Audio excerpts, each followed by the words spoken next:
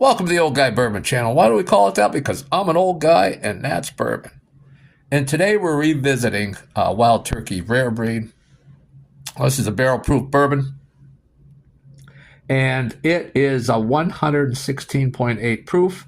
And it's a blend of 6, 8, and 12-year-old bourbons. And the reason I believe they blend those 6, 8, and 12-year-old bourbons is because this came out in 1991. It's one of the very first it isn't the first, but it's one of the first barrel-proof bourbons out there. And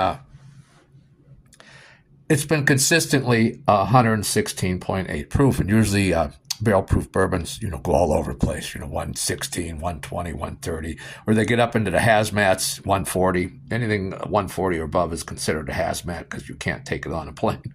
That's all I'd say. Why is 139 safe on a plane, 140 ain't? I don't know.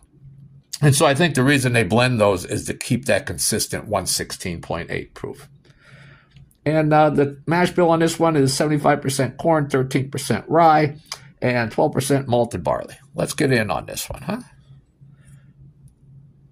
I don't know if you can see the legs here. Now, this is a $50 bourbon here in Pennsylvania. And if you look at the color, I would call that a golden amber. Let's get in on the nose. Very delightful nose.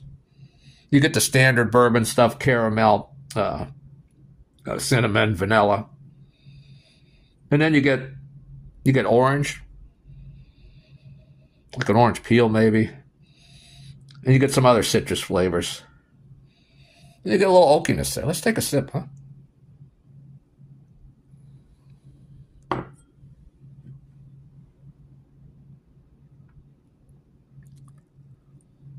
Man, the Wild Turkey Rare Breed, I've said it before, I'll say it again.